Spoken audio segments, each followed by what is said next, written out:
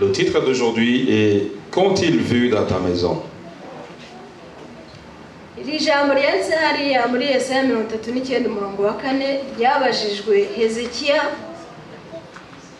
Cette parole a été demandée à Ézéchiel.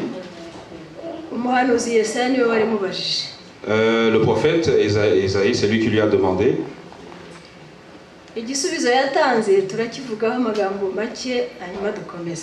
La réponse qu'il a donnée, on va juste parler un peu de ça et puis on pourra continuer.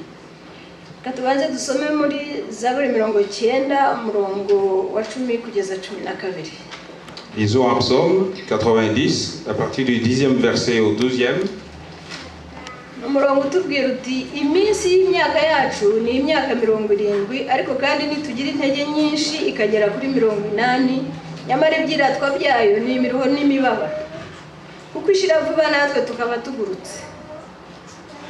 Ninde uzi imbaraga z'uburakari bwawe akamenya umujinya wawe uko wowe ukwiriye kubahwa utwigishe kubara iminsi yacu uburyo butuma dutunga imitima y'ubwenge.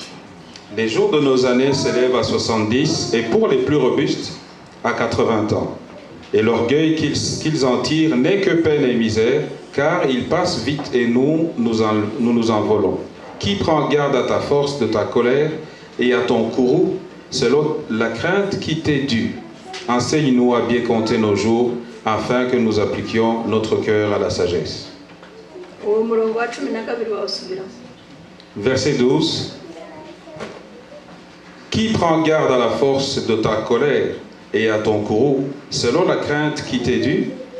Enseigne-nous à bien compter nos jours, afin que nous appliquions notre cœur à la sagesse.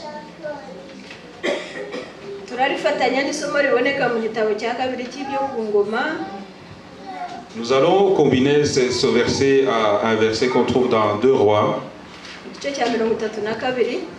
chapitre 32,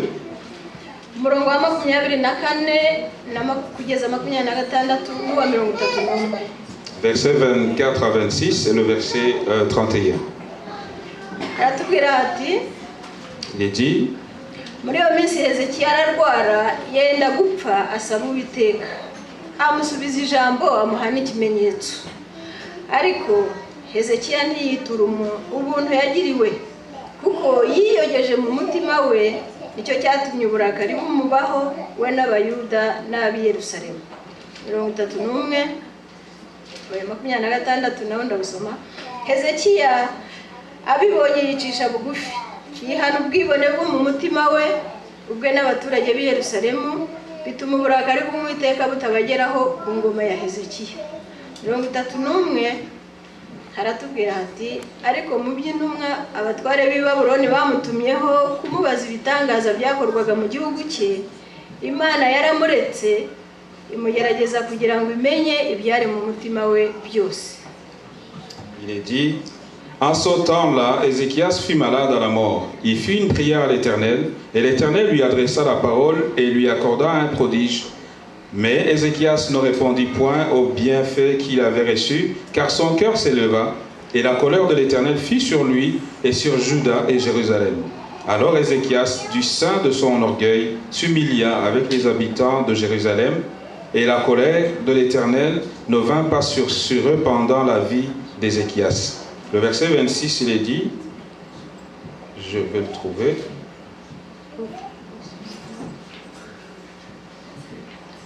On va aller au verset 31. Cependant, lorsque les chefs de Babylone envoyèrent des messagers auprès de lui pour s'informer du prodige qui avait eu lieu dans le pays, Dieu l'abandonna pour l'éprouver, afin de connaître tout ce qui est dans son cœur.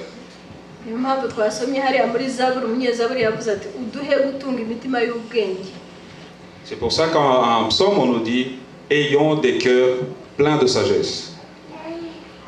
Imana yagerageje Hezekiya musomye igice cya 38 na 39 no mu rwaka rwo ku ngoma igice cya 32 mwasangamo Imana yari yarahiriye Hezekiya ikamuha ubutunzi busaze ibyo umuntu akwiriye gutunga mbese. Dieu avait donné à Ézéchias beaucoup de richesses, plus que normal, et Dieu l'a éprouvé. ishaka rero kumugerageza batubwira muri uriya murongo wa 31 ko yamuretse kamuhana kugira ngo irebe ko atekereza cyangwa se uko yerekana Imana bitewe n'intumwa zamutumweho. Au verset 31, il nous est dit que Dieu l'a laissé pour qu'il puisse se débrouiller seul, sans lui, et beaucoup de malheur lui est arrivé. Dusomye muri Yesaya 39 umurongo wa 1 kugeza wa 8 ndumva tutari buhasome hose, hatubwira uko Imana imaze gukiza Hezekiya kumutuma w'umugaragu wayo Yesaya, we yaravuze ati iryo jambo ntumyeho ni ryiza ndarishimye kuko ibyaha ntumyeho bitazaba kuri jye ahubwo bizaba ku bazankurikira. Si nous lisons dans Ésaïe 39 du premier verset 8e, Dieu a envoyé Ésaïe pour aller donner des conseils à Ézéchias, mais lui, il va lui dire tout simplement, cette parole est belle, heureusement qu'elle ne va pas s'appliquer sur moi. Mu by'ukuri murumva nk'umuntu utekereza yaratumwe ibibazo bibiri, ese intumwa zakugezeho zaturukaga he zari zande? Icya kabiri ati babonye iki mu nzu yawe? Icya gatatu nibwo yamubwiye ikizamubaho. Reka ayo magambo yombi nyasome makeya kuko ntabwo turi gusoma igice cyose. Amaze kubwirwa ati Yesaya 39, Ésaïe 39, ku murongo wa 5, verset 5, Yesaya abwira Hezekiya ati umva ijambo ry'Uwiteka Nyiringabo, igihe kizaza ibiri mu nzu yawe byose n'ibyo basogokuruza babitse kugeza ubu bizajyanwa i Babuloni, nta kintu kizasigara ni Uwiteka avuze. Kandi abahungu bawe uzibyarira mu nda yawe bazabajyana babagira inkone zo kuba mu nzu y'umwami w'i Babuloni. Hezekiya abwira Yesaya ati ijambo ry'Uwiteka avuze ni ryiza. Arongera aravuga ati kuko hazaba amahoro n'iby'ukuri nkiriho. Voilà donc la parole qui lui est adressée. Il lui demande s'il a reçu les visiteurs et qu'est-ce qu'ils ont trouvé. Et aussi dans le verset, on nous dit que tout ce que Ézéchias possédait sera déporté, transporté à Babylone, ainsi que ses enfants qui seront castrés et puis qui vont servir le roi de Babylone.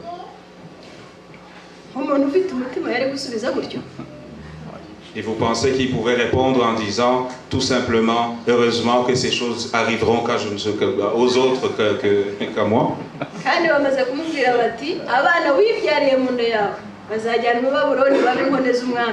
On lui dit que ses enfants seront déportés, castrés, et puis ils vont servir quelqu'un d'autre, et lui, ça ne lui dit rien.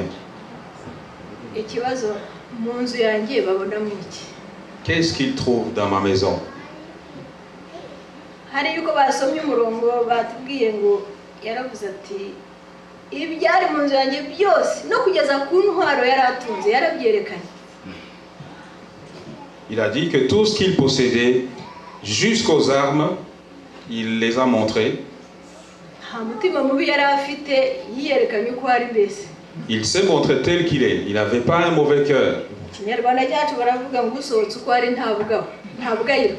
Dans Kinyarwanda on dit celui qui sort comme il est, il n'est pas du tout mal considéré tout simplement parce qu'il s'est montré comme il est. Ariko se nk'abantu biga murumva kandi yari umwami w'Abisiraheli ubwoko bwatoranyijwe ibisubizo yatanze byari bihwitse. Et vous pensez qu'en tant qu'intellectuel, est-ce que les réponses qu'il a données étaient convenables? Hano ababaje nuko atatekereje ku buzima bw'abana be, atekereze ku bantu yayoboraga b'Imana akavuga ati uko bizaba ku ngoma itari yanjye nta kibazo. Pour tout simplement, pour lui, comme les choses qui vont arriver, même si c'est ses enfants, même si c'est des choses qui vont arriver à son peuple, comme ça ne sera pas sur son règne, lui, il s'en foutait.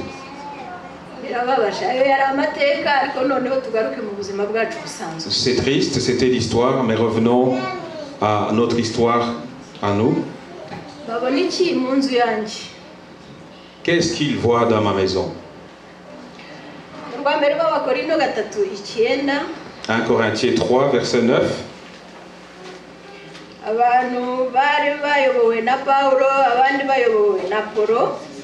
Il y en a qui étaient dirigés par Paul et les autres par Apollos. ku murongo wa 8 Pawulo yarababwiye ati utera n'ubuhira barahwanye kandi umuntu wese azahembwa nk'uko yakoze umurimo we. Noneho ku murongo wa 9 rero ariho twibandaho cyane haratubwira ngo kuko twembi Imana ariyo dukorera namwe mukaba umurima w'Imana n'inzu yayo. Le verset 9 il dit car nous sommes ouvriers avec Dieu, vous êtes le champ de Dieu, l'édifice de Dieu. Ababwiriza na abakozi b'Imana. Les prédicateurs sont des travailleurs de Dieu. Twebwe ababwirizwa turi umurima w'Imana n'inzu yayo. Nous qui recevons la prédication, nous sommes le champ de Dieu, nous sommes la maison de Dieu. Ariko kandi tuzi yuko wamaze kubona inkuru nziza nawe ayisesekaza kubandi agahinduka umukozi ukorana n'Imana. Et nous savons que quelqu'un qui reçoit la bonne nouvelle, il se transforme en travailleur de Dieu et il prêche aux autres. Mu murima w'Imana murumva haba hateyemo iki? Qu'est-ce qui est planté dans le champ de Dieu? Ndababaza ariko muri abantu bakuze. Je vous pose cette question et vous êtes assez adulte. Umurima w'Imana reka twibuke muri Edeni, singiye kubabaza ibisubizo byinshi birahari, ariko twibuke Edeni uko Imana yari yayikoze igihe yayihaga Adamu na Eva, harimo ibyiza gusa, ko Imana yarebaga byose igasanga ari byiza. Souvenons-nous de ce qu'on trouvait dans le jardin d'Éden. Tout ce que Dieu avait créé était bon et quand il les voyait, il les trouvait excellents. Ariko icyaha kimaze kubaho twumva ko haje amahwa n'ibitovu, ibyo byose bitari byiza. Et nous savons très bien que quand le péché est arrivé dans le monde, il s'est mis à pousser des épines et des ronces dans le jardin d'Éden. Des choses qui sont mauvaises.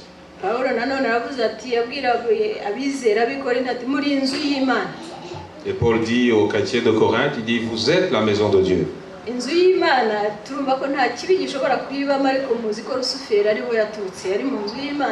Nous savons très bien que dans la maison de Dieu, il y a normalement que de bonnes choses. Mais nous savons que Lucifer est sorti de la maison de Dieu aussi.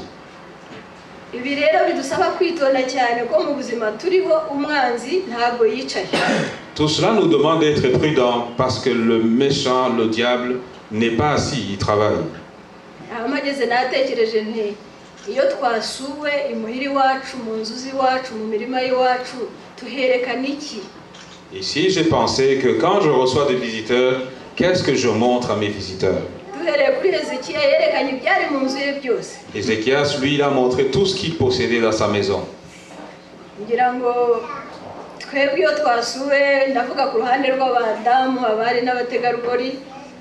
Et je pense que du côté des dames, des jeunes dames, quand nous recevons des visiteurs, quelqu'un te propose déjà une visite. Et on fait tout ce qu'on peut pour que les choses soient en ordre. On fait à manger, des beaux habits. Et puis on demande aussi des recettes.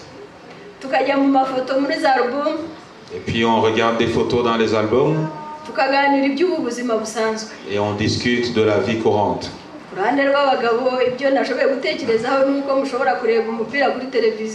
Du côté des hommes, je ne peux pas me penser de leur part, mais je sais qu'ils vont regarder un match de football à la télévision.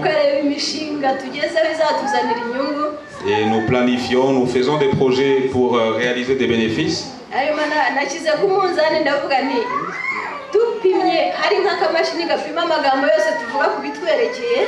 Et je me suis dit, s'il y avait une balance qui mesure tout ce qu'on a dit, qui nous concerne,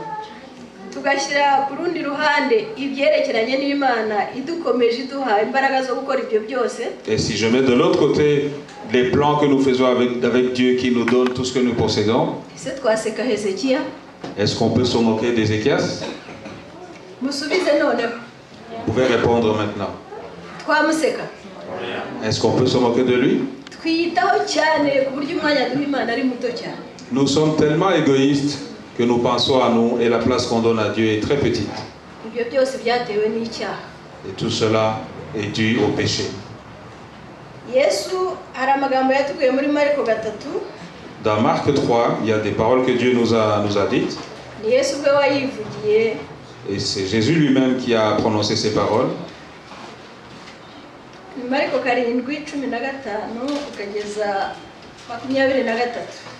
Marc 7, à partir du 15e verset jusqu'au verset 23. barimo bamutera hejuru bavuga bati kuki intumwa zawe zitajabika intoki ngo zikarabe iyo zigiye kurya. Nuko Yesu ku murongo wa 15 on lui demandait pourquoi ses disciples ne lavaient pas leurs mains avant de manger. Yesu aravuga ati nta kinjira mu muntu kivuye inyuma ngo kimuhumanye, ahubwo ibiva mu mubiri nibyo bimuhumanye. Niba hari umuntu ufite amatwi yumva niyumve. Nuko avuye mu bantu yinjira mu nzu, abigishwa be bamubaza iby'uwo mugani. Nawe arababaza ati mbese namwe ntimugira ubwenge? Nimuzi yuko ikintu kinjiye mu muntu kivuye inyuma atari cyo kimuhumanye, kuko kitajya mu mutima we ahubwo kijya mu nda kikanyura mu nzira yacyo.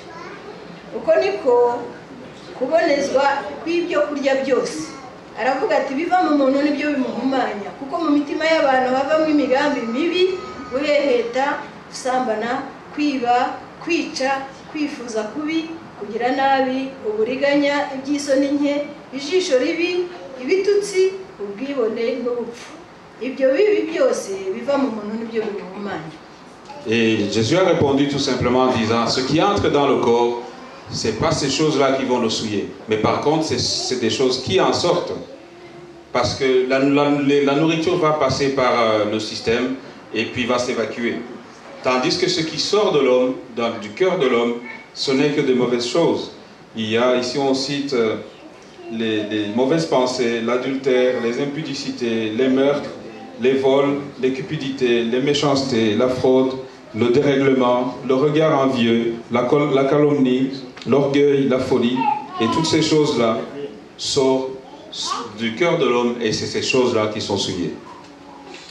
Nigeze kujya kwa muganga, hari umurwayi yantumyeho ati ndashaka kunzanira akayama, ndumva gakumbuye. Akayama uruyama buraruze.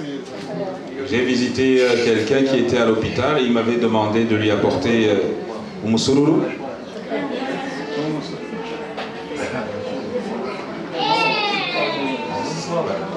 La bière de sorgho pour les enfants qui ne connaissent pas. Je vous donne envie, vous avez envie d'en consommer?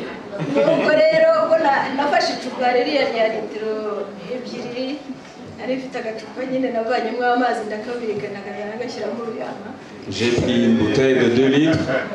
Et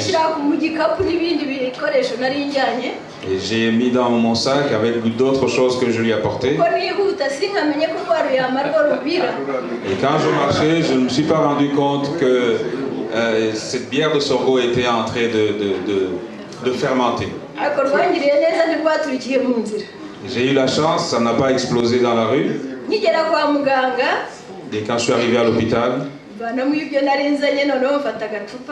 j'ai sorti tout ce que j'avais et j'ai pris la bouteille. Et quand j'ai ouvert, tout s'est versé sur le plafond. Les malades ont dit, tu viens de faire quelque chose de terrible, on va tous nous chasser. Ariko Imana yabamereyeho umugisha bariruka bashaka ibitorosho bashaka imyenda bashaka inkoni turahanagura hose hari n'amasaha y'ikiruhuko ya saa sita. Heureusement que c'était pendant la période de pause, on a cherché les torchons, on a commencé à nettoyer. Et tout ce qui était versé sur les couvertures, on les a sortis, on les a séchés pour évacuer un peu cette odeur. Ce qui m'a poussé à penser au titre de cette prédication, je me suis dit, pensez comme si vous étiez cette bouteille. Quand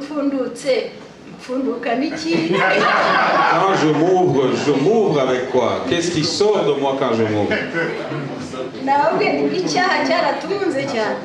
Le péché nous a tellement ruinés. Même si nous sommes ici assis en tant que chrétiens, nous mettons juste une couverture, une couche de peinture. Et quand nous rentrons ici, nous venons en souriant. Alors qu'à l'intérieur, ça bouillonne. Est-ce que je mens? aho dukora Partout, là où on travaille, turahura n'abantu batuzunguza bakadutesha umutwe. nous croisons des gens qui nous bouleversent et qui nous tournent dans tous les sens. Mu miryango hari urubyaro, hari abo twashakanye, hari abaturanyi. Dans nos familles, il y a nos enfants, il y a nos époux et nos épouses, ainsi que les visiteurs. Hari indwara ziri mu mibiri yacu. Il y a des maladies qui sont dans nos corps. Ibyo byose biri muri twebwe birabyigana. Tout est en train de malaxer à l'intérieur de nous. Ariko mu by'ukuri kuba twaramenye ubutumwa bwiza bikwiriye kudufasha cyane. Mais en vérité, le fait que nous avons connu la bonne nouvelle, ça devrait nous aider. Ntiduturikire ku bandi. Sans toutefois exploser sur les autres. Kandi n'abandi baduturikiraho tukamenya uko tubyifatamo. Et lorsque les autres explosent devant de nous, nous devons savoir comment nous conduire. Nta muntu urinzwe ibyo bibazo, buri wese afite ibye, buri wese yikoreye ibye. Nul n'est blindé pour ces problèmes-là. Tout le monde a ses problèmes. On doit savoir s'en sortir. Urugero rwiza nafashe muri Bibiliya ni urwa Rusi. Le bel exemple que j'ai pris dans la Bible, c'est l'exemple de Ruth. Mu gitabo cye murahazi aho Elimeleki na Nawomi basungukiye i Mowabu. Lorsque Elimelech et Naomi étaient sortis à Moab, kubera inzara yari yarateye i Betelehemu, parce qu'il y avait la famine à Bethléem. Bagezeyo kuko bo basengaga Imana nzima. Quand ils sont arrivés là-bas, comme ils priaient le vrai Dieu, Rusi yaje kurabuka iyo Mana kuko yaje gushaka kwa Mahaloni. Ruth a vu Dieu parce qu'elle avait trouvé son mari chez Mahalon. Oui. Mahalon, oui. Noneho haza kuba intambara bitewe n'uko Rusi yakoreraga ikigirwamana Kemoshi. Et Ruth, comme elle servait un dieu qu'on appelait Kemosh, iyo Kemoshi bayihaga abana b'ibitambabuga bageze mu bigero by'aba bana bacu. Et on sacrifiait des petits enfants, des petits bébés à ce dieu Kemosh. Uwo Rusi rero yari mu bigishaga abo bana, nawe yari arimo kandi yagombaga gutamba, ariko Imana iramuzigama kubw'ikimenyetso babonye hano, mbese yari afite inenge ku mubiri we. Et Ruth a eu la chance d'être épargnée parce qu'elle avait un signe qui le distinguait des autres. Et comme Dieu a mis le chemin dans lequel il nous aide, sûrement que ça fait partie de son plan.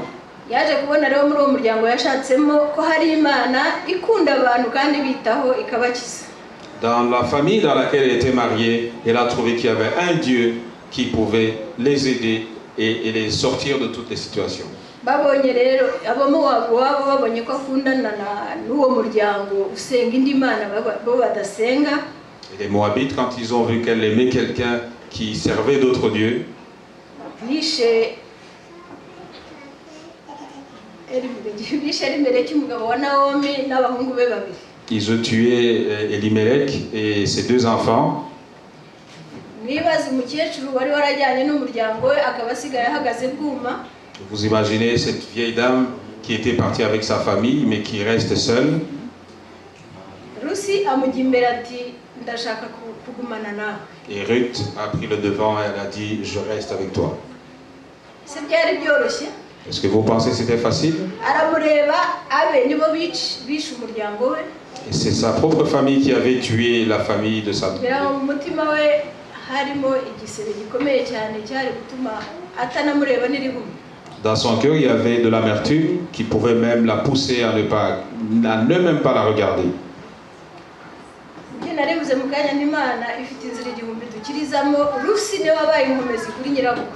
Et Ruth a été celle qui a reconforté sa belle-mère.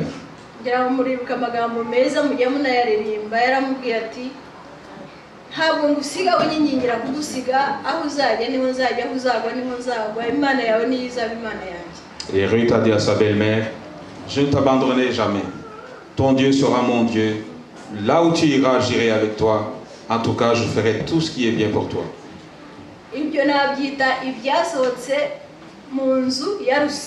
Ça, ce sont des choses qui sont sorties de la maison de Ruth. Ou bien dans son cœur.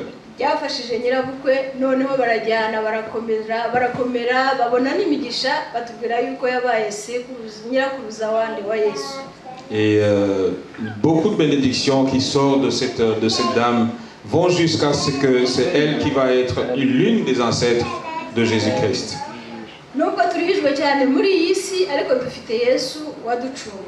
Même si nous sommes dans des difficultés à ce monde, nous avons Jésus qui nous a sauvés.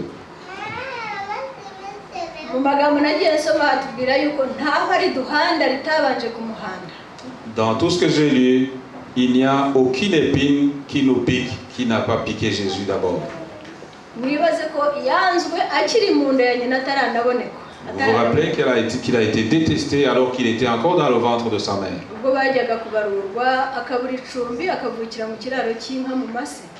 Lorsqu'il était parti pour l'enregistrement, il est né dans des conditions difficiles, dans un endroit où le Christ ne devrait pas naître.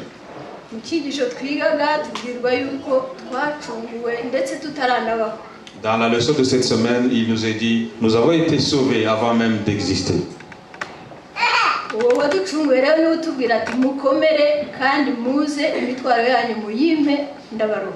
Celui-là qui nous a sauvés, c'est lui qui nous dit aujourd'hui, apportez vos fardeaux, je vais vous aider, je vais vous décharger.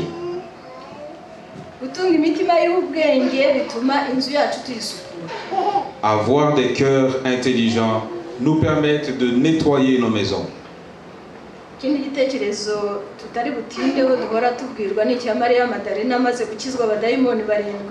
L'autre histoire, c'est l'histoire de Marie Magdalène qui, lorsqu'elle venait d'être sauvée de cet démon,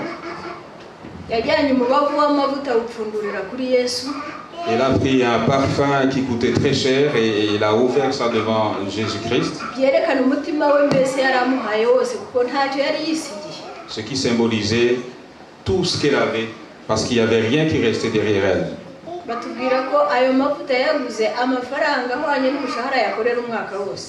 On nous dit tout simplement que le parfum qu'elle a versé sur Jésus coûtait un salaire de toute une année.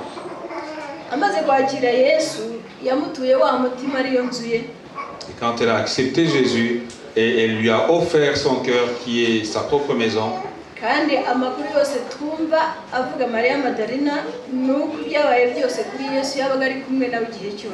ce que nous comprenons aussi, c'est que tout ce qui se passait, Marie était à côté de Jésus. Jésus nous appelle aujourd'hui.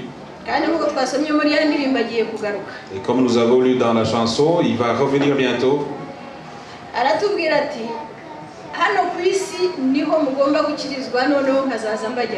Et il nous dit, nous devons être sauvés à partir de cette terre. Et moi, je viendrai vous prendre avec moi.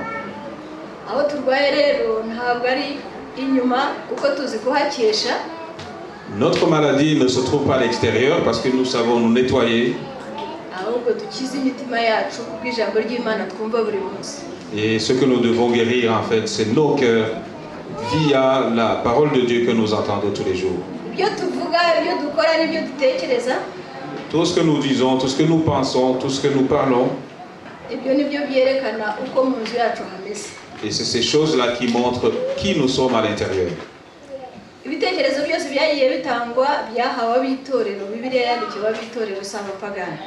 Toutes les histoires qui nous ont été fournies par la Bible ont été fournies pour les chrétiens et non les païens.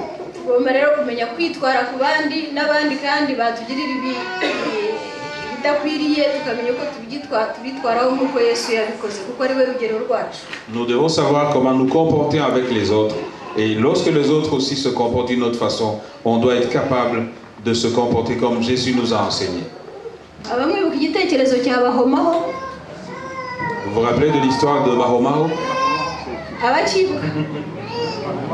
Qui s'en rappelle de cette histoire? C'est triste, il y a une seule personne.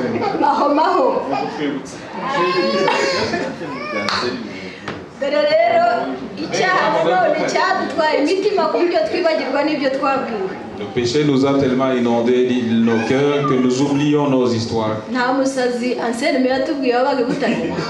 Vous vous rappelez du fou de Boutaré qu'Anselme nous a présenté? abwirwa benshi akumva bene yo ubwo rero birababaje ariko dusaba Imana kugira ngo idukangure iduhe umutima w'ubwenge. Demandons à Dieu de nous réveiller pour nous donner un cœur intelligent. Ikindi nibuka mu byigisho byatambutse umugenzi wacu umwe watubwiye ati tujye twiga kunesheje ikibi icyiza. Il y a quelqu'un qui nous avait dit qu'il faut apprendre à vaincre le mal par le bien.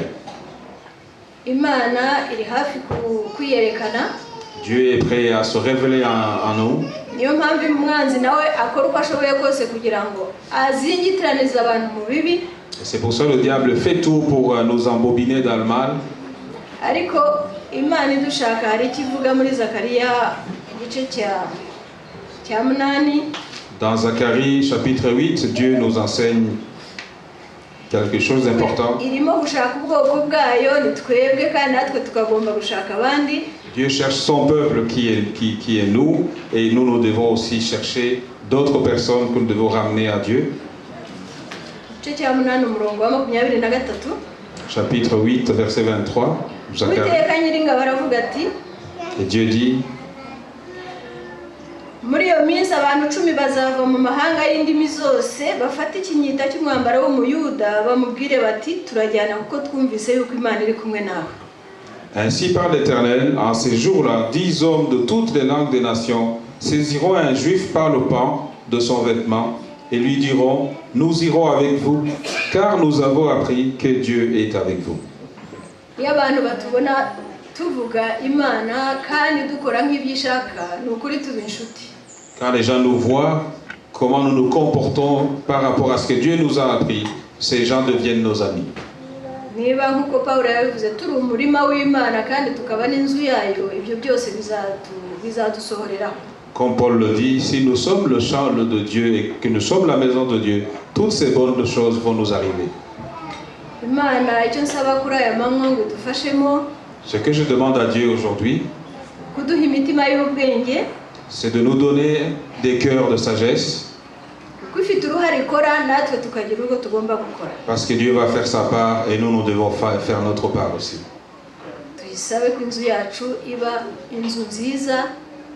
Demandons à lui de nous donner une belle maison pour que notre maison possède des belles choses qui aident les autres.